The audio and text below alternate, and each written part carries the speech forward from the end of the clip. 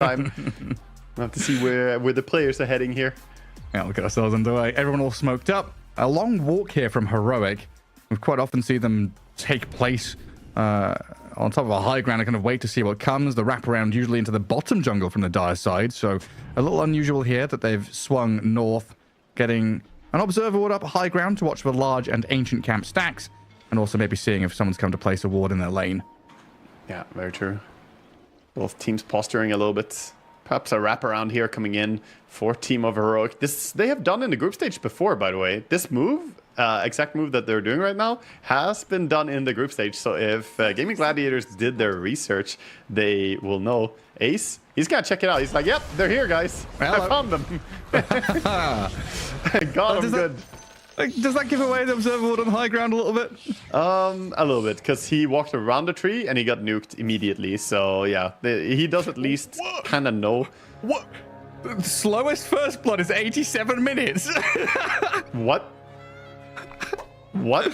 That can't be right. What? So I think that must be one of those things where is Quinn all right? He's bushwhacked to the tree. Blood grenades being chucked out. Celery trying to cover him here, but it looks like Quinn's dead as well. Heroic getting first blood on the Pango, second blood on the TA. Incredible start for Heroic. Yeah, good start for Analog, getting that kill immediately, and of course didn't use that much. Even got a clarity on him as well early on, so not too bad. And that kill on the TA delays her to the mid lane, which is never a good thing. Another one on Celery. 3 in a row. Oh boy. Has it gone pear-shaped already? It has gone a little bit pear-shaped, yeah. They even got a D-ward in the mid lane for the SF, so that's another added bonus for them.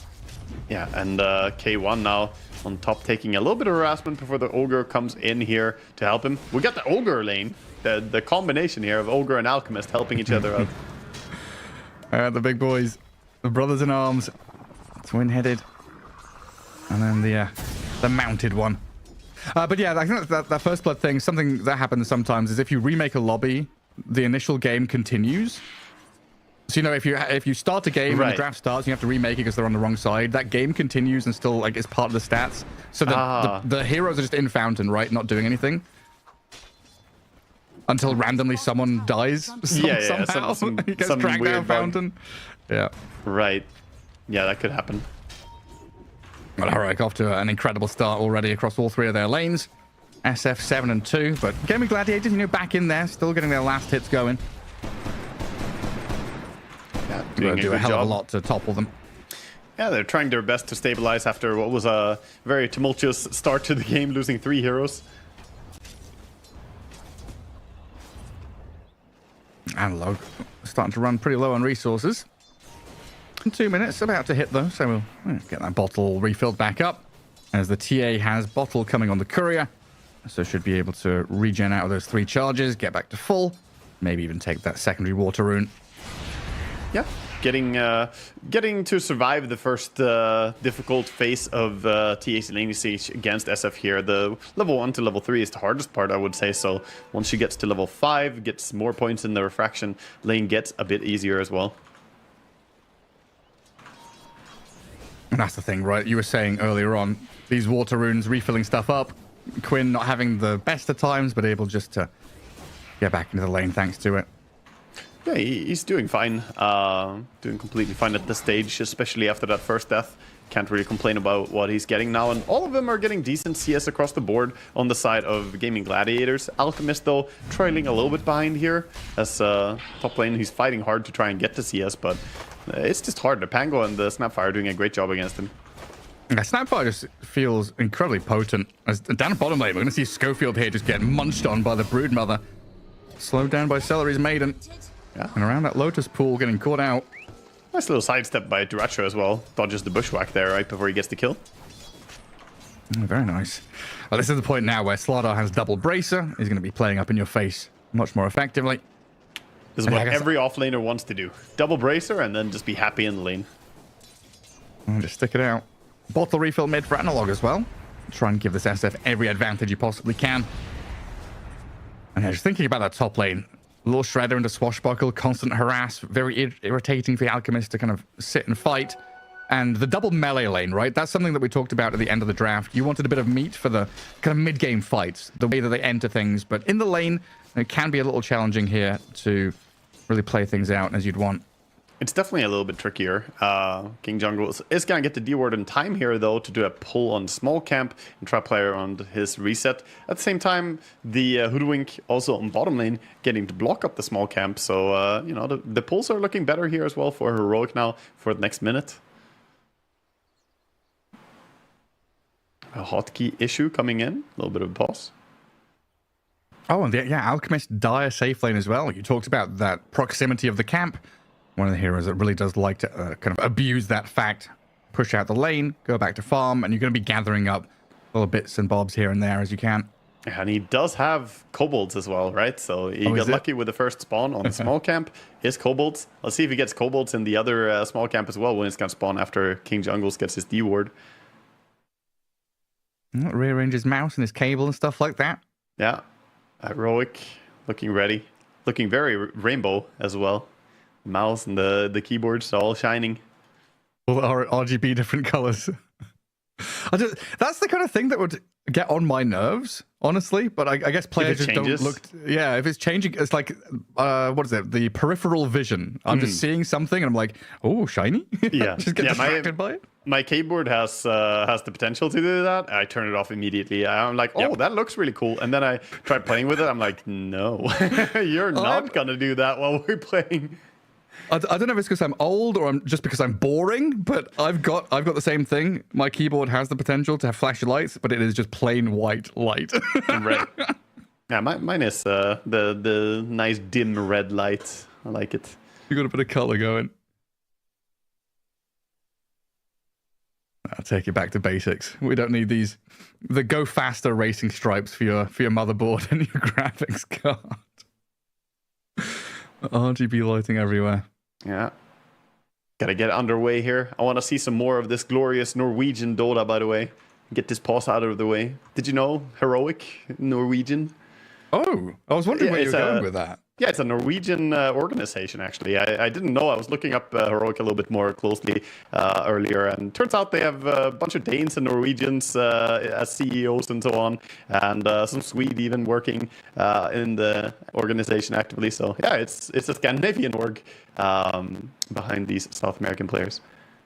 Oh, hell yeah. Certainly do. So they were even more international than we thought with Dalai Lama, of course. Yeah, very true. I mean, they've been around a while in other games, but yeah, coming into Dota. Yeah, big in CS, right? I think. Yes. Because I heard Heroic a lot before they came to Dota as well, but that was their CS times. Yeah, they were massive. I'm just looking back here as the Dupree Exist, Cadian Gunner roster. Yeah, big old players in the Counter-Strike realm. I'm just thinking about how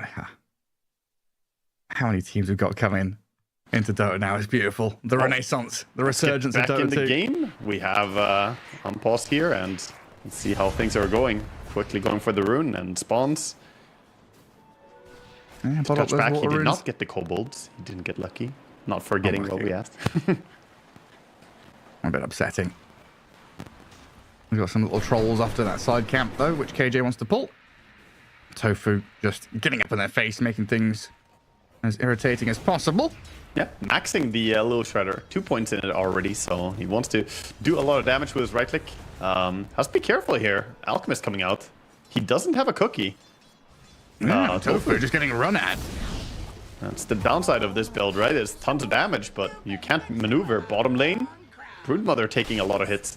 All the bashes. Is there another crush? They don't even need it. A killing spree for Dalai Lama down in that bottom lane. 5-1 currently for Heroic over GAIMIN Gladiators. And something that should be mentioned here is... Oh, hang on. Is Christopher Magus dead as well?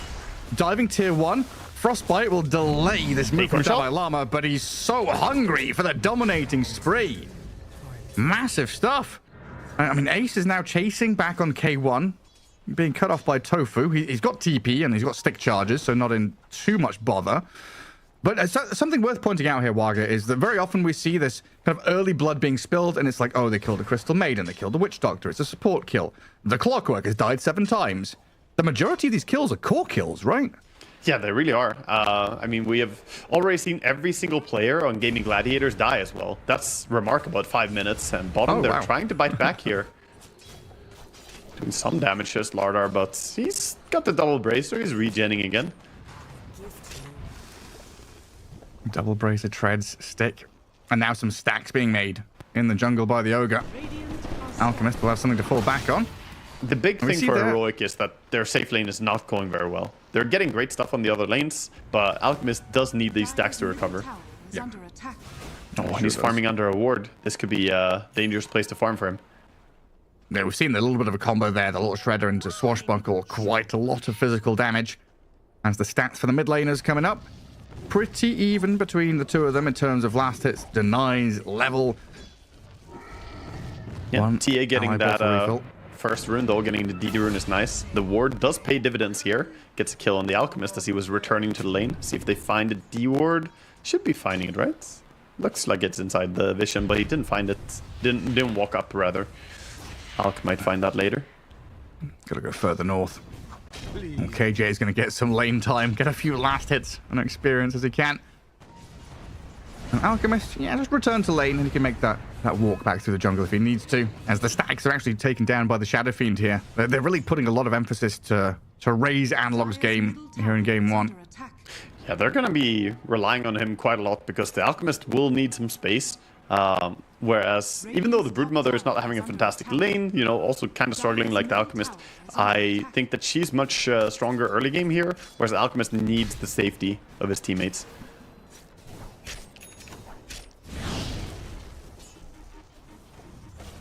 Ace is so tanky up at top. Wraith Band on top of that bracer. Very difficult to chip away at, and we could start to see the moves from the Snapfire to try and get involved. Yeah, we did have a 1-for-1 on the Wisdom, of course. No contest there. We'll see if the Power Rune is going to go the way of Quinn again on his TA. 15 seconds. We see a lot of Dire players moving in for it. Even Slardar, maybe? Yeah, he's moving. It's efficiency, right? Stack camps at the same time as contesting runes. Build up that Ancients area as 4. Look at that mini-map, right? 4 members of Heroic down at bottom rune. It spawns there as a haste for the SF. But up at top, Alchemist. In the jungle, the Alchemist has been scouted. Little Shredder, the Crystal Nova, slowing him down. But he's got a concoction, but no teammates really to speak of. The TPs are starting to come. The Shadow Fiend will come in. Not enough to save the Alch, but does get the double kill. Close, though, hey? Yeah, very close to saving him. He tried to live long enough there, just didn't have enough resources. Ace gets out safely here. Gonna have to pop his ulti though, so that haste from SF was really big value. They moved a lot of heroes for the rune control, but it does pay back at least. Yeah, and kills on SF are always super big, by the way. Getting that Necromastery up, he got 69 bonus damage now, and he's gonna keep building. Oh yeah. Yeah, like Alchemist net worth still looking pretty good. No, he's been kicked out of lane, booted a couple of times, but he's still farming. Definitely in the realm of possibility for him to kind of recover and race up that top spot. Can he sense this on Diracho? Does he have the read that they're coming down bottom after ganking top? Broodmother could be in trouble here. This is where the comms can start getting a bit spicy, right? Because Gaming Gladiators are making a move of their own up top while the Broodmother's being annihilated down bottom. Diracho didn't feel it coming, felt safe under his ward, but the Alchemist could be suffering the same fate here. Gets off his chemical rage. In we come with the damage, but they're just lacking control. The cookie comes forward. There's no way you kill K1 though here, right? Oh, maybe on the melt strike, the minus armor. He looks so tanky and then he disappeared. Still gives a tip over to Celery, who misclicked the big creep, but you know, enough that they still got the kill with the help of the Snapfire coming in there. But yeah, first Frostbite was efficiency. Yeah, he did farm the big camp, you know. Is this the type of support you want? Make sure that you get the farm. Alchemist gonna be pretty unhappy with that though. He is gonna respawn and have, you know, only 4 seconds cooldown TP, but it's still a back-to-back death, and not really what you want to have happen. At the same time, SF, you know, furthering his advantage here with these ganks, going for a tower now. It feels like this Alchemist needs a bit of protection. We've seen a lot of different builds on Pango offlane. We've seen Aghanims first. We've seen Echo Saber first. We have seen even the Vanguard into Crimson Guard build. We've seen mech builds. But this is going to be a Shiva's first build from Ace. Oh, cool. Minus armor strat means you need armor, right? It also means you need attack speed, right? In the minus armor strat, they want to hit fast. So Shiva's, he's not buying it for the very common reason for Shiva's. Normally, I want to say 9 out of 10 times when we buy Shiva's is that you want to counteract the healing of your opponent. And yes, he will do that against the Alchemist. But I think more so, this is a Shiva's just to take away the attack speed. It's great against Lardar, good against this entire right-click based lineup. That's a pretty cool use case, yeah. Often forget that little factor of the Shiva's Guard. Good idea here from Ace to pick that one up. Yeah, I think it's smart. We're seeing the reactions of K1 there after his death, just getting a little bit angry, you know, a little bit on edge, wanting to make sure that he's having a decent game as well. Needs a bit of protection. Some emphasis does have to be put on him and his top jungle, as we've currently got 3 observer wards watching those access points. But GAIMIN Gladiators, with that good smoke read into the top portion of the map, did find him. Yeah, you can have all the wards in the world. You know, you still need to sense those smoke ganks, otherwise you still go down. So we'll see if they can tuck away the Alchemist into safer areas, if there's a different place for him to farm perhaps than up top. I think this portion of the map is basically forfeit to GAIMIN Gladiators at this stage. Okay, go find somewhere else to farm. What's coming up here? Slardar. Did Slardar buy something? Treads, double bracer. These pauses like messing up with my rhythm of the game. I'm like, where's Slardar's gold gone? Expecting like a blink to be delivered or something. Oh, it's only 10 minutes into the freaking game. What am I thinking? Yeah, no, he doesn't have more yet, but he's, you know, doing decently. The power tread's still there. He has only his neutral item on the courier. We do have a Kaya coming from the Shadow Fiend. That's his first item. First item Kaya into the Yasha, of course, but Kaya Yasha, then Blink, and then BKB. That's his game plan here. I like it a lot. I think it's very straightforward, but it's basically what you want on SF in this patch. Sure is. Get that speedy ulti going. And then Broodmother, Echo Saber queued up. Kind of waiting for that moment before she starts to feel strong. And it just feels like the kind of game where, you know, BKB timing is going to be the real clash of the Titans in this kind of match. It will be. And I think once the BKBs are up, Heroic have an advantage. Because they're the minus armor strat. They don't mind that much. BKB doesn't counter Slardar in any way, really. You can dispel his ulti once, but that's it. So I think overall they should be pretty happy if they can hit that timing in a good way. But then it's about how much can you do with it as well. Another rune for Analog. And Invis this time. This could be a good time to move for Heroic, but they are being encircled here a little bit by GAIMIN Gladiators. Playing under Radiant Vision, trying to spot this Alchemist out for the 3rd time in a row. Okay, one clearing a stack that was made by KJ. It looks like he is safe and look at him, protected by 3 bodyguards, basically. A little bit of a friendly ignite there as well, taking some of the CS away. He's like, you know what, I stacked it, I'm just gonna ignite it. They had to clear it fast because they could sense that GAIMIN Gladiators were staring at them while they were farming it, so it felt a little bit risky. It certainly was. It does give a bit of room for Broodmother to do a similar thing to the Alchemist and get back into that jungle. Much more safety and freedom for her, though, to get the job done. Kind of difficult to catch this Brood right now before your Blink Daggers come. So Durantio has a fair amount of time here to get his farm going. Mid tower is being thrown a question mark here by catapults. As well as look at Analog. Analog has done a wraparound with this Invis rune, hoping to stand on top of someone with a massive Requiem. Oh, the razors come in, not quite enough to finish him. The sharpshooter misses. Oh, but Analog can still chase this. No, he can't. Double shield crash gets him out there, but that was gorgeous. Yeah, perfectly landed there. Analog just showing you, his timing is impeccable there on that Invis. It took a while to do the wraparound. If they landed that sharpshooter as well, though, that would have been the ultimate payoff.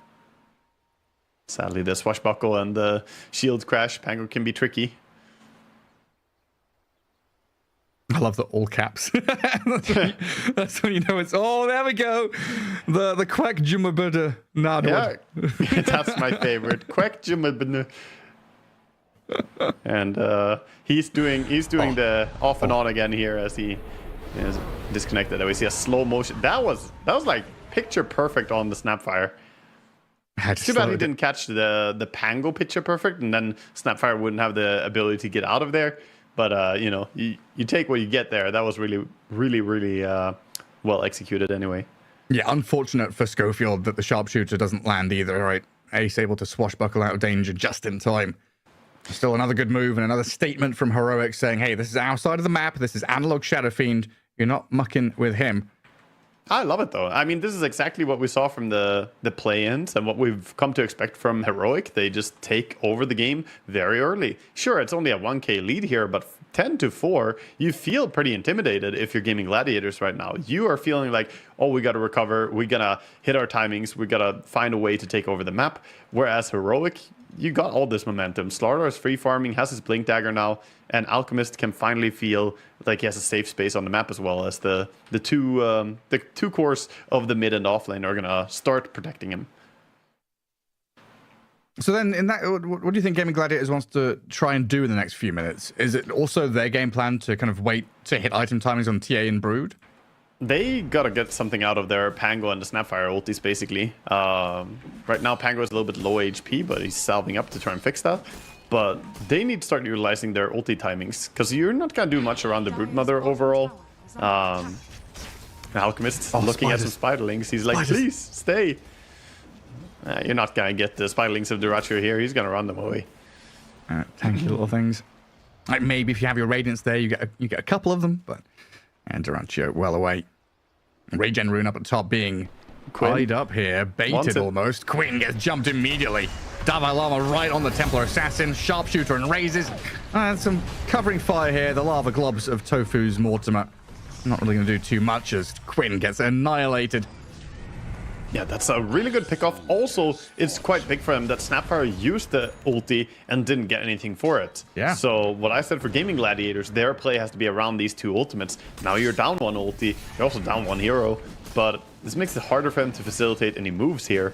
And Heroic just pretty happy to farm up as well. They're being very active, but sitting back and just farming is also going to sort of favor them here, I feel. Yeah, it's like it's a greedy lineup, but it's also not at the same time. This Alchemist, Shadow Fiend, Slardar, need a fair amount, but they're also able to come out with stuns, find some big picks. And what's that, 5 kill streak on the SF and the Slardar. So they've got 10 of the 11 kills? Yeah, they're both having amazing games here. Level 12, almost 13. The Shadow Fiend is getting enormous. Has the full Kaya and Yasha, of course. Oh, look at that, super speedy. That's a new record. 12 minutes 57. 7 minutes faster than patch average. They're having a grand old time. And Quinn trying to catch up here. Some ancient stacks. Large camp to clear.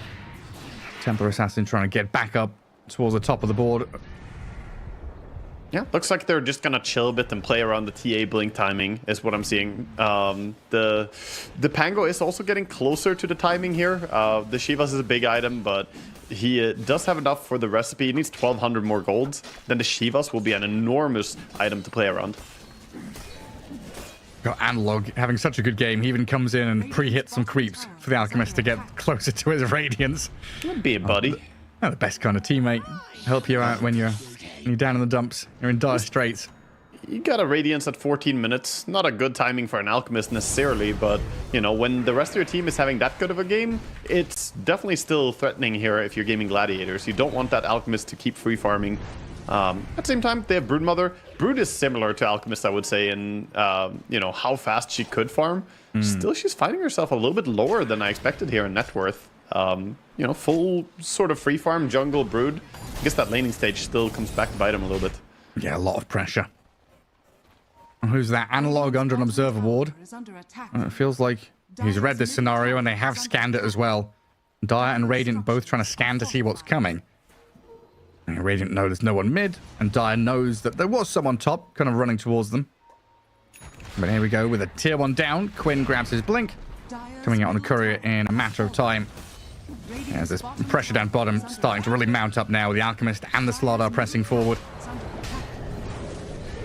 Yeah, they're starting to siege up. They're doing it very low commitment, though. They don't really want to go under tower and get caught by Pango ulti and Snapfire.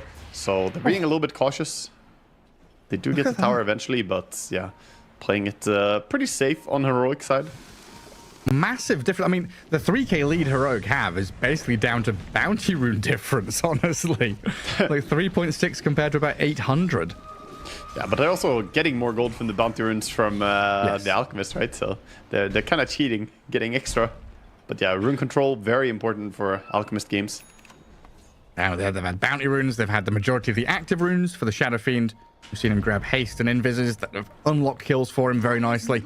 And there's that Shiva's Guard, new record, Pangolier. 15 minutes, 41 seconds, it comes out, and they want to fight around it. Trying to move in here with Ace's Rolling Thunder. Shivers in towards the Slardar as he's frostbitten and frozen down, but Dalai Lama sprinting away. Kisses are coming, will they land? He's a little piggy now, but he's blown up into absolute... Oh, hang on. Requiem got a stun, they've got him. Ace is down. Very nicely done. The chase is on. Schofield moves in with a bushwhack on the maid, and the damage unleashed here by the Shadow Fiend, and Duraccio stunned once more for the bit of damage from Anlog to pick up a double. Yeah, he TP's out on the TA again. Get clipped by the long TP. ulti. Still gonna be safe though. Yeah, slow TP onto the outpost there. A little bit worrisome. Gets out safely though. What a beautiful first reveal of the Kaya Yasha for SF. Up to 27 Necromastery now. This is honestly a concerning part. Kill sprees on SF need to be shut down. It's almost more important to get a kill on him right now than a kill on the Alchemist, because this damage, it's ramping up. And once you go towards the later stages, you know, if he gets Aghanims, it gets crazy. Here we see it again. Pango just gets caught next by an Ogre. Shadow Fiend just has so much damage output, it's insane. A double kill there. Some overcommitment and perhaps overconfidence there by Duracho as well, going in without BKB into this lineup. He just can't really stand and trade that well. He also only has 2 points in Insatiable Hunger so far, so he doesn't lifesteal that much. Well, look at that, 10,000 damage for the Shadow Fiend. I mean, he's played a clean game. Analog is having the game of his life here. He just absolutely amazing start. Yeah, this has felt much better, kind of fourth picking the SF rather than the straight up first pick Shadow Fiend, giving a lot of room to build a draft around it, not get countered. And look very solid so far for Heroic, as they'll spot Celery moving in here. Obs into Obs, Requiem after the Fire Blast. Kills off the Maiden, and probably a D-Ward there as well for Heroic if they spot it. I like the no hesitation. Just go for the ulti, just take the kill, don't risk anything. There were more heroes nearby. He says, fear my presence. Yeah. You can't go in here, you know, this is not CM-friendly territory. Just get out of here. Protecting his own jungle. Yeah, it's one of those games as well where you've got multiple pairings of heroes from Heroic that can go out and do a similar job. There's Hoodwink, Slardar, and whoever they're with can just look for pickoffs and kills anywhere on the map. Yeah, pretty much. It's almost like SF and anyone, and then Slardar and quite a few can also kill anyone. Yeah. TA trying to go on Hoodwink. And just jump by the Slardar. Hey, got on my Schofield. The Frostbite into Kisses. A lot of damage here onto Dalai Lama. Still alive for now. The Sideblade splashes were starting to hurt, but he dodges the Swashbuckle. Corrosive Haze onto the Pango to spot him as he rolls in towards the Hoodwink in the back. Oh, Ogre. Joking. Yeah, just go around in circles. Oh, sidestepping, not working this time. But Shadow Fiend jumps in to try and raise down Celery, and the Alchemist is here to clean up. A Swashbuckle, a bit of defensive movement from Ace to run back as the Broodmother does come into the fight. Slays the Ogre. And Heroic not wanting to continue. The Slardar looking a little worse for wear, just says, hey, chill, reset. We got a kill. We traded out. Let's just go back to farming. Yeah, trading kills a little bit there, but still very, very good for Radiant, of course. When you're far behind, trading kills is always a good thing for you. Look at the gold they got for that kill on King Jungles. 700 gold coming in. Amazing, just for taking down the support.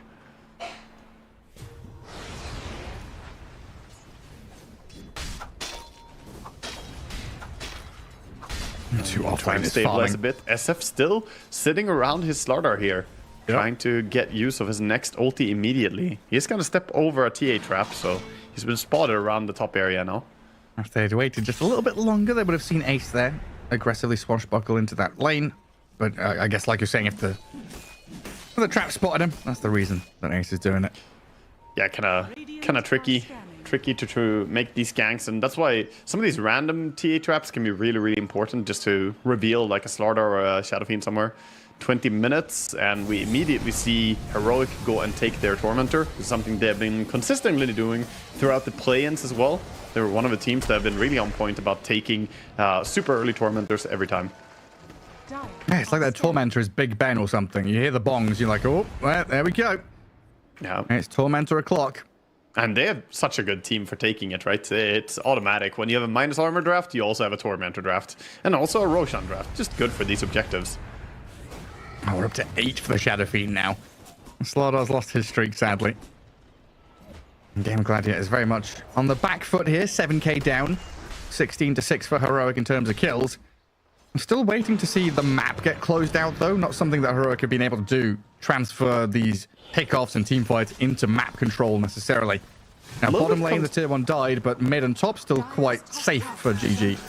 Yeah, a little bit concerned about how they're very, very far ahead in terms of power, but they haven't exerted pressure onto many tier 1s or tier 2 towers yet. So they still need to like put the nail in the coffin on this one. They're well ahead, but GAIMIN Gladiators, look, they're even going for Roche themselves. They're looking for moves. Oh, I was going to say this could be backfiring though. Oh, he gets off the BKB. Dyrachyo slips away from the grasps of Heroic, barely survives. I was going to say this move has to work out for Heroic here because they want to kill and they want to go into Roshan, but now GAIMIN Gladiators have got all the chance to set up with webs and traps. I think it's the big part about the BKB being on cooldown though. Now they could just go for the Roche themselves on Heroic. They feel like, you know, you trade... Oh. Another Blink Crush. A Requiem. Shield Crash tries to get him out with a barrier and the shield, but Ace is still taken out. So now it's BKB down and Pango dead. He will buy back for this. They want this Roche. He does have buyback available. They're going to set up, try and take a fight here. Getting into position. Roshan, he's begun here by Heroic. Corrosive Haze on him makes this go down pretty quickly, but they see into the pit with the traps. The Boomerang and the Bushwhack keeping the TA back as K1 he runs forward in onto the Templar Assassin here. Chemical Rage going, BKB up, aiming for Tofu now as the Broodmother fights back. Ace buys back. They're trying to stand their ground with a Rolling Thunder back into the Alchemist, but it's K1. He's dying to Melt Strike, still stays alive. A triple kill brought up. Meanwhile, the Broodmother is shredded. This Alchemist, he's still alive. Not again. Yet again. There's no way of killing this man. GAIMIN Gladiator is going to get wiped off the face of the map. 5 down, 6 if you include the dieback and the Pangolier. And now it's Roshan time for Heroic. Oh my god, dude, that fight could not go any worse for GAIMIN Gladiators. They thought that they were strong enough to go in and fight. TA moved very far up, aggressively positioning, but she didn't have a chance to fight. She doesn't have a BKB, so fighting into his Radiance Alchemist just running in confidently. Look at the way he went in on K1. He just doesn't care about the TA that much. Kill off the supports quickly, so once his BKB runs out, they can't get him with their spells, and TA kind of just melted over time there. And of course, meanwhile, the SF was laying into the rest of the team as well, killing off the Broodmother. The Dalai Lama roar. I want to hear that in person. You know, seeing him be so kind of vocal and active and reacting on camera. Must be such a mood lifter there. You know, having K1 have some problems at the start of the game. Now coming back into this fight where he 1v5'd and run into the ranks of GAIMIN Gladiators. A 7k lead has turned into 15. 16-6 has turned into 22-6. And now you've got Aegis for 4 minutes in the hands of K1. This is what they needed to turn into something more. And Dalai Lama has his eyes on Dyrachyo. Oh, can we finish him? We need to run after him, chase him for a while. BKB gets popped just to get rid of the ulti. Through the gate. Bash? Nah, he's out of there for now. Dalai Lama, wait, is he still? Okay, he's not gonna go down there. There's too many heroes on the bottom part of the map, but that does mean, again, Broodmother, a BKB used, not during a team fight, and now they're gonna have to concede top part of the map. King Jungles finds Celery. Celery just walks up through the little hole in the trees. He spots a massive belly. Like, what is this? What's going on here? Well, it's surrounded by ogres. It's just like in Pokemon, you know, you're just casually walking through a nice little encounter. Glade, it's a Snorlax blocking the way. You know, you've got to get a Pokeflute out to get rid of him. Yeah, this is starting to crumble quickly here. Stolen Tormentor goes the way of the Alchemist, so he gets his hands on the Aghanim Shard here, now able to dispel, and of course SF again. He's just on point. I mean, Analog just doesn't miss this game. 11-0-4. He's monstrous. He's absolutely monstrous. And he's gonna have his Aghanims in just 200 gold. At that point, he's gonna get the big CDR for his ulti. This man is getting strong. GAIMIN Gladiators have got a lot of work to do here. It's been cool, the Shivers Guard and the Pangolier. He's paired up decently with the Maiden and the Snapfire, but it's this Broodmother and TA have really struggled to turn net worth into impact. And right now, you're looking at Mr. Actor himself taking down tier 3 towers. And barracks cracked wide open, and it doesn't seem like GAIMIN Gladiators have an answer right now. Yeah, I don't see anyone ready to fight. They have BKB up again on the Broodmother, but again, this comes back to just this pace that they have, right? The Heroic playing so fast, getting 3 towers and a range racks as well there. The gold advantage is just stacking up here, and it's not the Alchemist effect at this point. This is just them being ahead and making the most out of it. Dire's bottom tower is under attack. Where is Duraccio now? Just trying to farm, push out that side wave. It's just perfect place for Heroic to be right now. Dire side playing into Radiant Ancients. Pivot from top into mid. Easy tier 2 for them. And TA now doesn't up have to high items ground to fight this. She doesn't have Hurricane Pike. She's working on an MKB, but that's a pipe dream. That's miles away. Top barracks are under attack. Melee Rack's pretty much forfeit here to K1. You can frostbite him, try and hit him with a Meld Strike. It's just tickling the Alchemist the at this AC point. doesn't care. Incredible. Oh, the Melee Racks. Good night. Average CM auto attack right there gets tipped by Dalai Lama. Well, Celery tried. We can give him props for that, but... Oh my god, the gold. Oh, did you see that? The Alchemist getting so much value there. All the Spiderlings. Pretty much that entire 400 gold to the Alchemist, 909 for the Slardar though. That's a little surprising. Yeah, he's been killing a lot of them using his shard and just crushing. It does insta kill them, so very high damage. Defiant Shell, Vindicator's Axe, Defiant Shell. Okay. Oh, Shadow Fiend. What And happened this there? time Analog doing some questionable stuff, but you know what? He's earned that. He's earned that one. He had a lot of really good fights so far. Put a little bit of a curse on him. He whiffs it. In 50 seconds, he has it again, though. Got that Agonist. Well, what was it? You miss 100% of the shots you don't take? That's true. Yeah, he took one. Missed it. I mean, he only had a low ground vision, right? He had a low ground ward. He thought they were walking up towards him. And in that case, that ulti would have been really good. So it was a prediction play that he made. He didn't have, the perfect vision that we have. And it doesn't always work. Davalana's found the Broodmother here. Duraccio is a third BKB in a row where he's using it defensively to run away, but he's been found at the bash. Caught out, TP cancelled, trying to get over the webs, but stunned up in the Gleipnir. You won't escape. That's very, very true. The Slardar stun coming in. There's no way. He tried again to do what he's done before with the BKB and the run. I don't think he had his Manta Style yet, right? He got Manta Style now after dying. Otherwise, he could probably have tried to get away with using that. TA is getting closer to MKB. This is an important timing for them. 50 gold, but can she really auto-attack in the next fight? I feel like she's just gonna get disabled. The SF ulti, the Slardar being in there, Alchemist can stun you. Yeah, I guess it's one of these like playing to win moments rather than playing to lose. Like the next team fight is all in, so getting an item that's all in feels the best of the worst, So what they need is like a perfect fight for Ace. That's the only way. If they don't get a big fight for Ace, the Pango rolling around and stunning people, then TA won't be allowed to hit. So yeah, big eyes on how their chain stun is gonna look. That's basically the only way TA is gonna be able to do her damage here.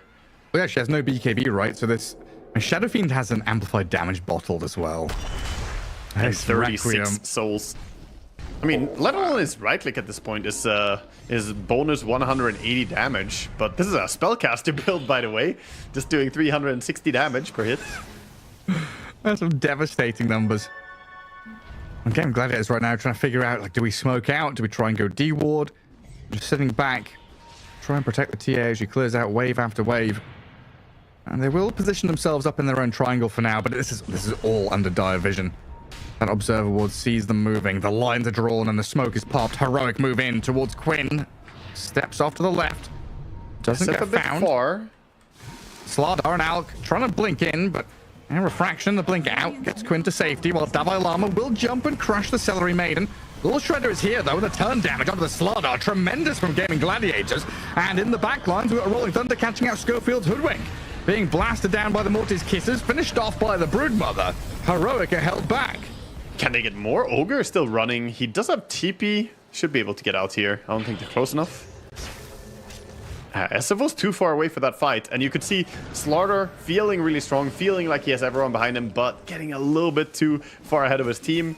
Doesn't have the backup. A nice Pango ulti on the back line, disjointing the reinforcements for him, while TA and Snapfire just light him up on Slaughter.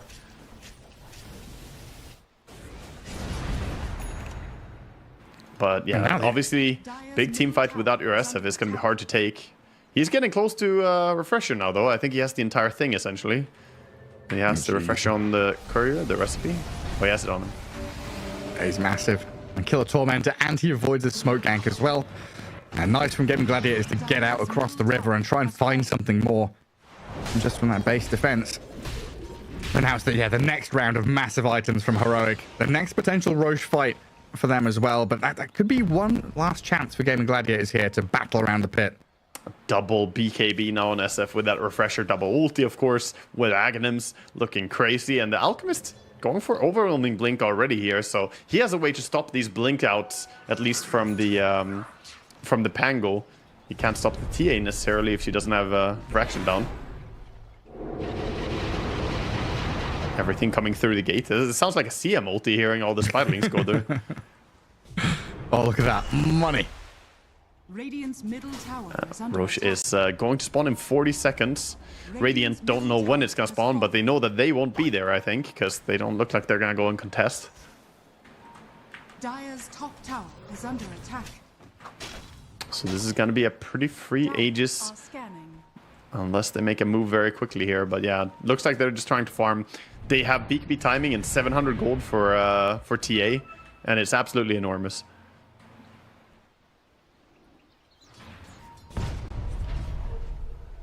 Just sit behind the Alchemist. Let K1 do his thing. Wait for that Roche timer to tick on down. Plenty of time to wait here.